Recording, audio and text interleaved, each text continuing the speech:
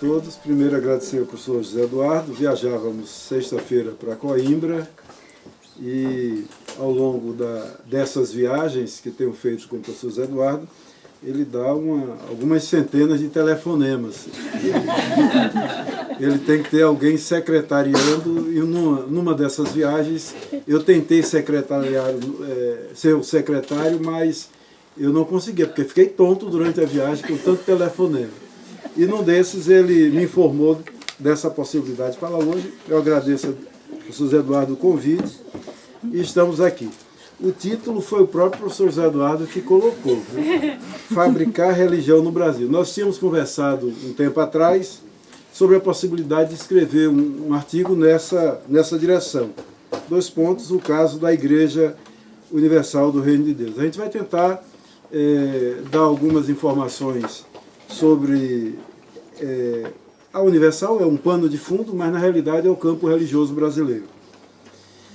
Bom, como eu imagino que aqui a maioria não estuda religião, ou se estuda, não estuda nessa perspectiva, eu inicialmente vou contextualizar o campo religioso brasileiro, qual é a situação hoje, sobretudo dos protestantes de uma maneira geral. O campo religioso, os evangélicos, eles conseguiram uma grande visibilidade a partir da década de 70 e hoje representam em torno de 30%, 35% da população brasileira, que é um número bastante expressivo. Alguns falam, o IBGE fala em menos de 30%, mas associações outras falam em um pouco mais de 30%. E aí há uma divisão nesse campo religioso ao longo do século XX e início do século XXI.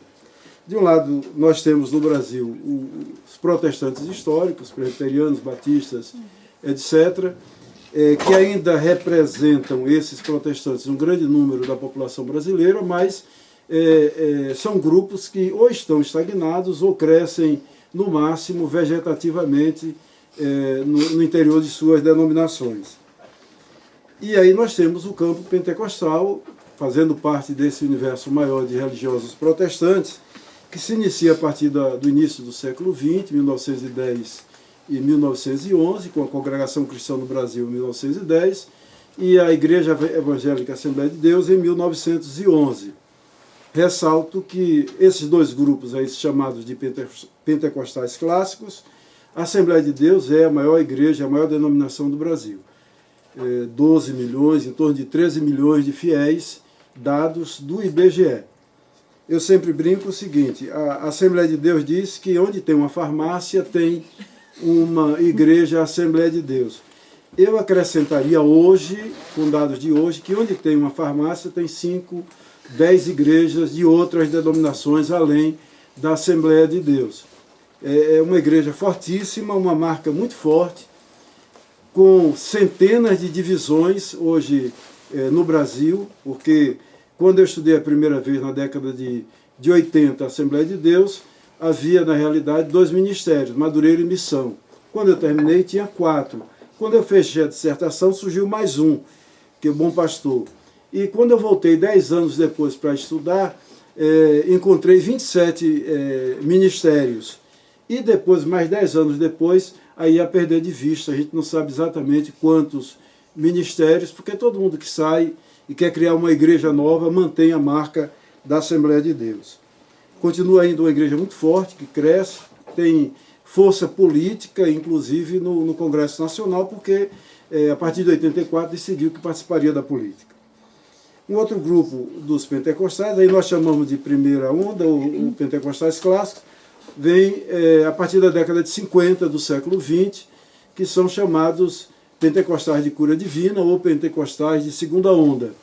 E aí se inclui o Evangelho Quadrangular e a Igreja Deus é Amor. Quer dizer, um grupo fortíssimo que surgiu a partir da década de 50, vindo esse grupo dos Estados Unidos e se instala no Brasil e cresceu também bastante. Na esteira... Se pudesse fazer a diferença para quem não sabe entre o pentecostalismo, evangelismo e protestantismo, para perceberem a diferença. Eu não queria entrar nessa seara, mas bem rapidamente, porque senão não vai dar tempo de falar o que me propus.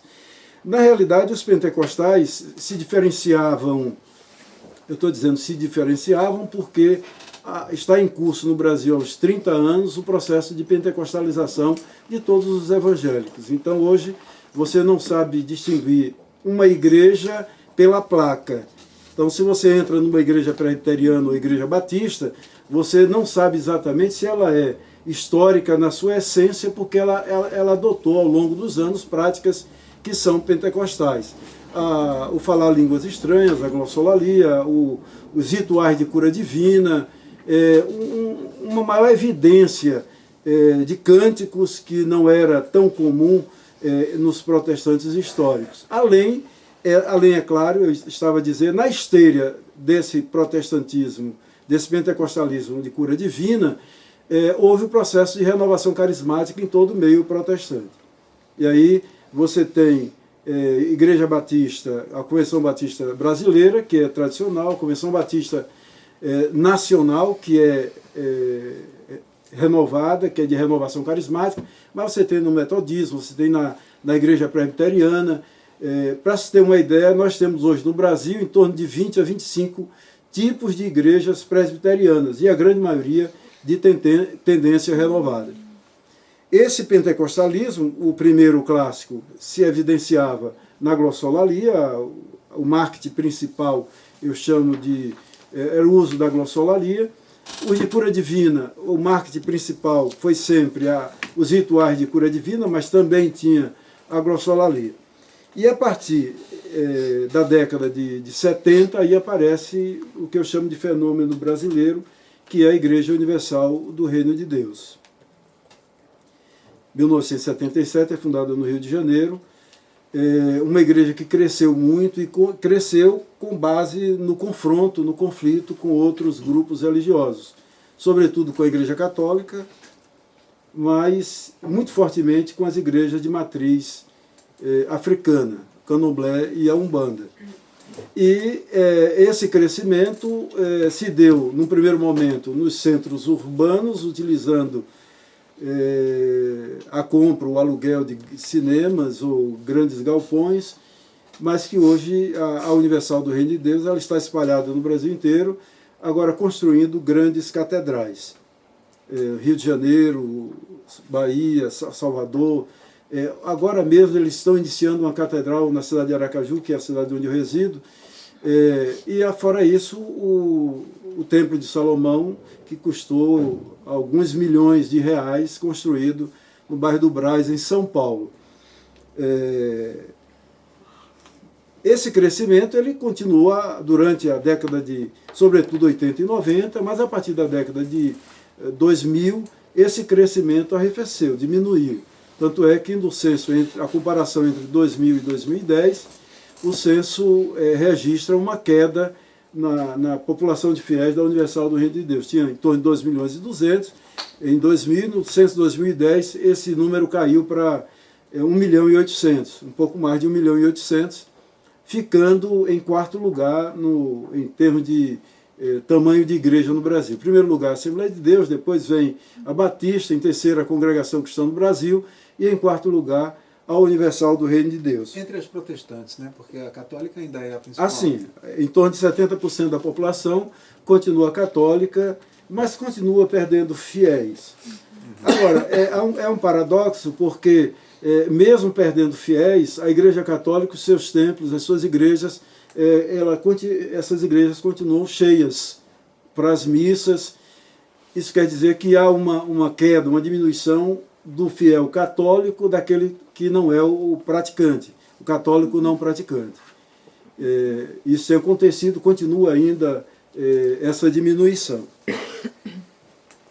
Esse, na realidade, é o contexto do protestantismo no Brasil, dividido entre protestantes históricos e pentecostais. Década de 70, aparece um novo grupo, que são os neopentecostais.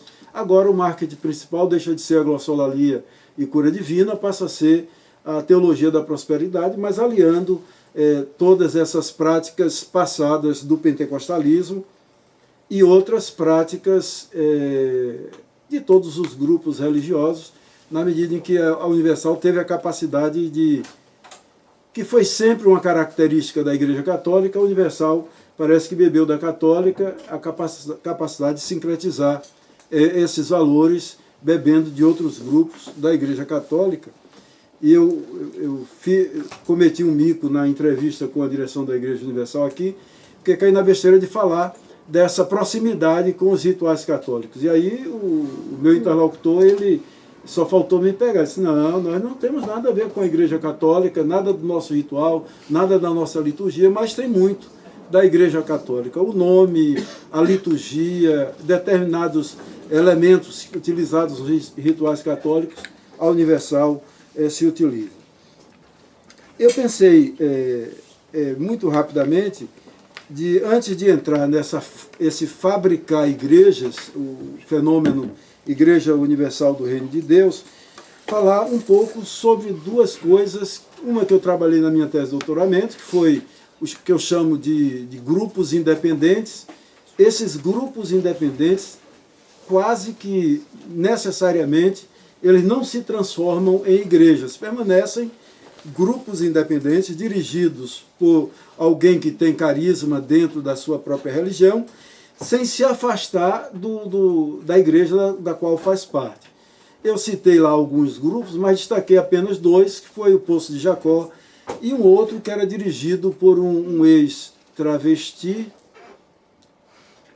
Não sei se eu posso falar dessa maneira, se é politicamente correto, mas ele se declarava dessa forma, que se converteu à Igreja Deus é Amor em São Paulo, voltou para a cidade de Aracaju, e aí ele continuou frequentando a Deus é Amor, mas ele tinha esse grupo que se reunia numa casa, num bairro nobre de Aracaju, e tinha adeptos, tinha pessoas que seguiam esse líder carismático.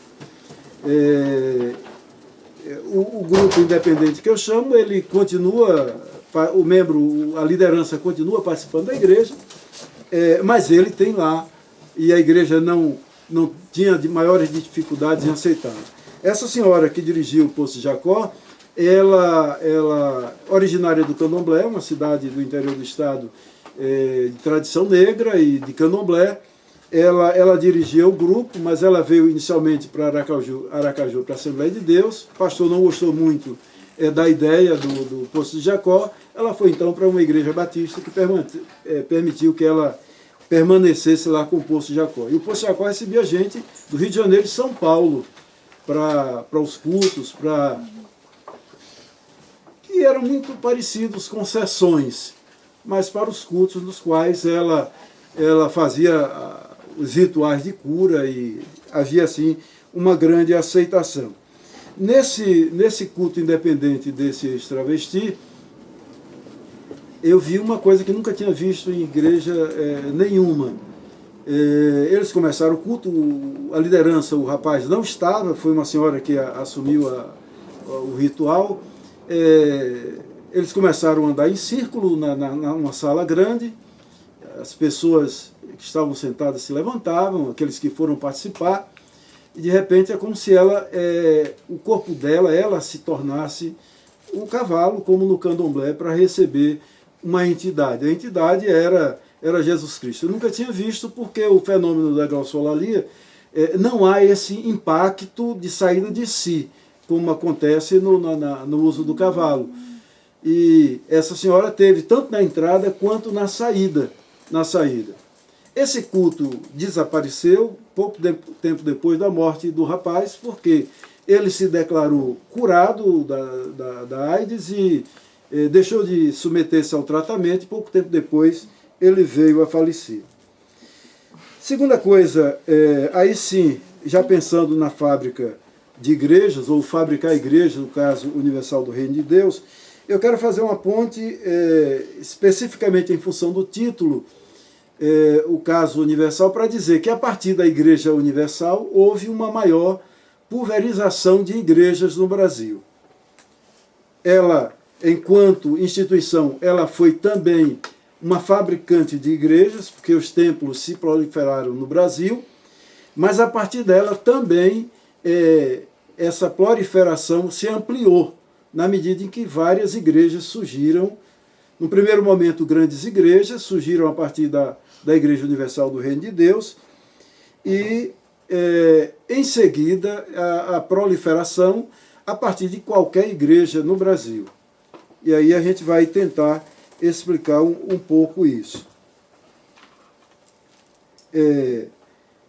Eu quero ressaltar que o censo 2010 apresentou uma grande novidade. Quer dizer, não é uma novidade, mas a ampliação dessa novidade em relação ao censo anterior. Já havia no censo de 2000 um número muito grande de fiéis que se declaravam não pertencer a nenhuma denominação, não é religião. Você tem um grupo dos sem religião, que continua crescendo no Brasil, mas o grupo que mais cresceu no Brasil é o sem denominação. E aí, num artigo nosso, nós tentamos analisar o porquê desse fenômeno, que pulou de 2 milhões, pouco mais de 2 milhões, para quase 10 milhões de fiéis no censo de 2010. Quem são esses fiéis que se declaram, na realidade, sem denominação? 9.218.000 se declararam.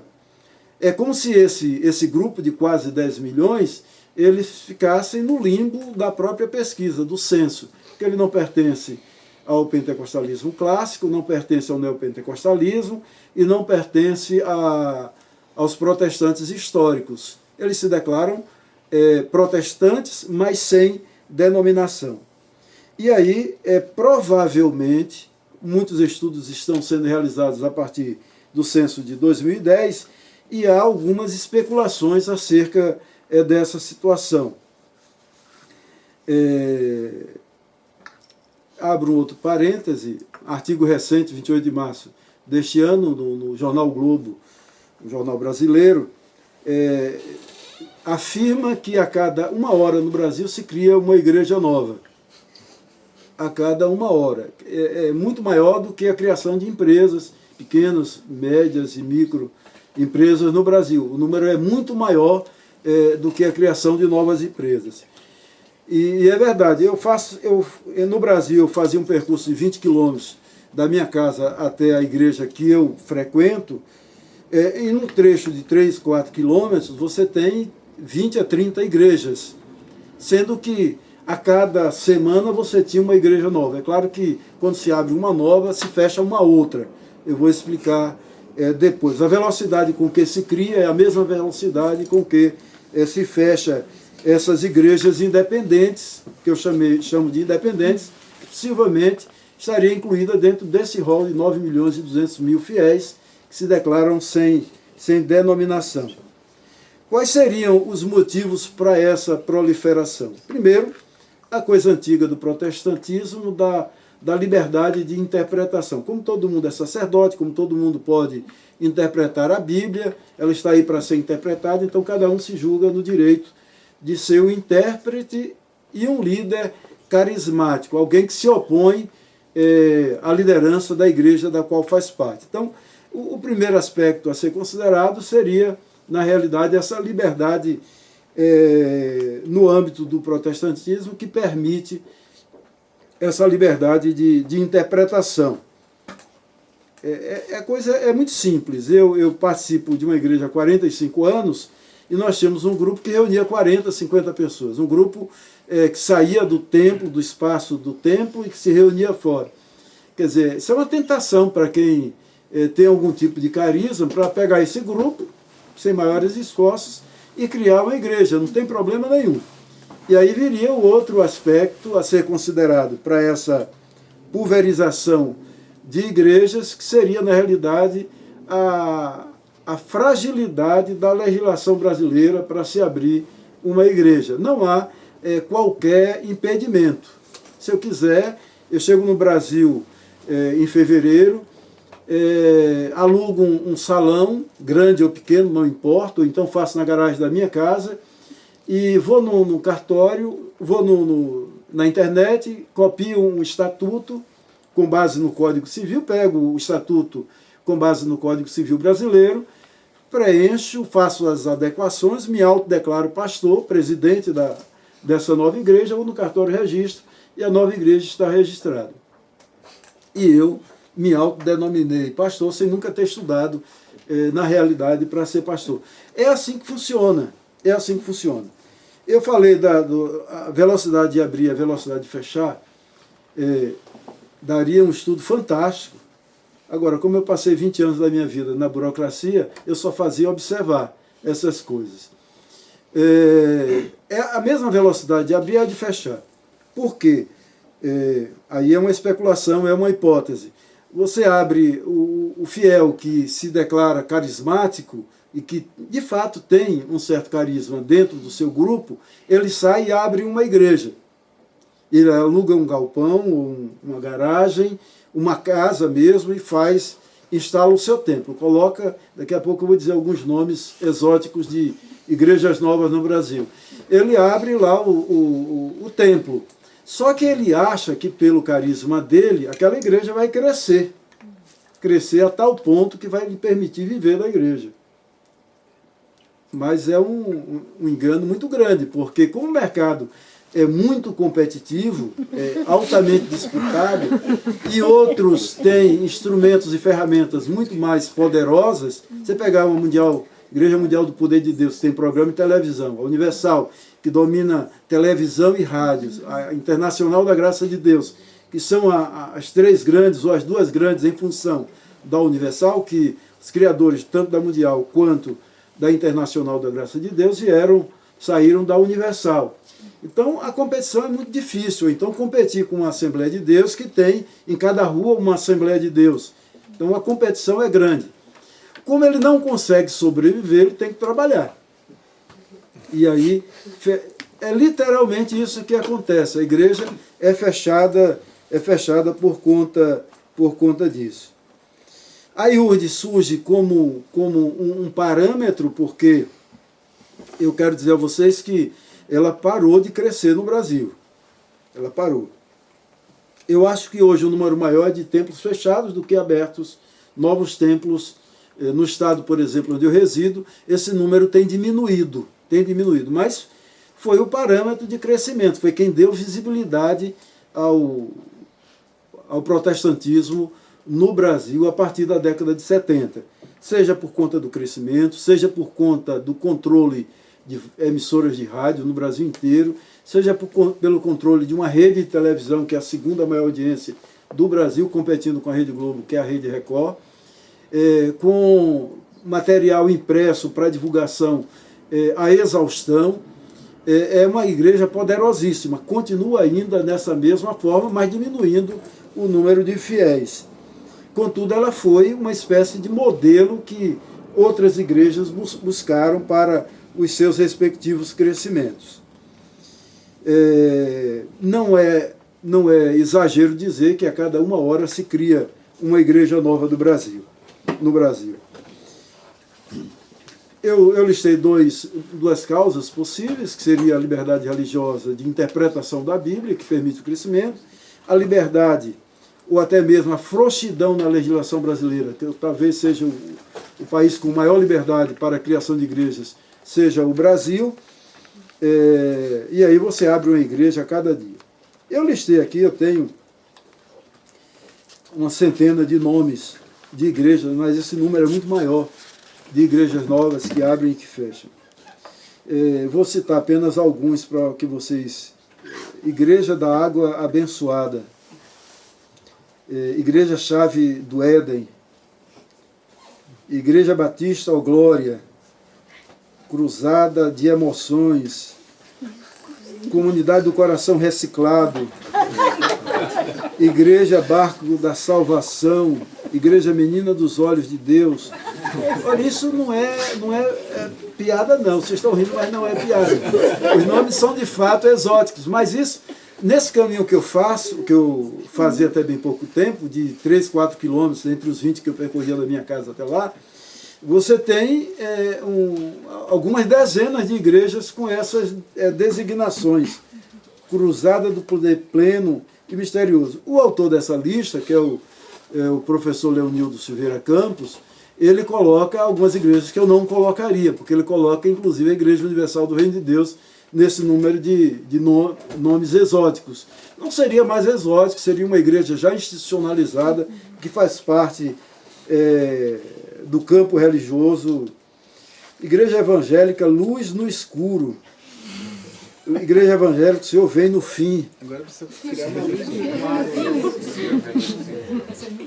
São igrejas... E outra igreja evangélica pentecostal contra ventos e tempestades, que não está aqui nessa lista, mas eu conheci essa igreja na cidade do interior de Alagoas, em Pão de Açúcar. Igreja evangélica pentecostal contra ventos e tempestades. Os nomes são os mais diversos possíveis. E o Brasil é, na realidade, uma fábrica de fazer igrejas.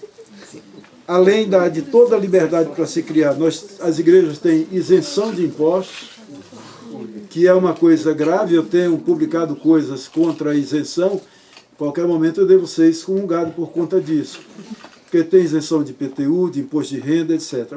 Como a maioria das igrejas no Brasil é formada por pequenas igrejas, a isenção não afetaria em nada, porque você pagaria 100, 150 reais por ano de IPTU, não tem receita para imposto de renda, então não pagaria. Mas a quebra da isenção afetaria os grandes trustes, as grandes empresas de evangelismo no Brasil, como Assembleia de Deus, Universal, as grandes históricas, presbiteriana, a relação entre presbiteriana e a universidade, a metodista e a universidade, tudo isso afetaria por conta dessa isenção. Era isso.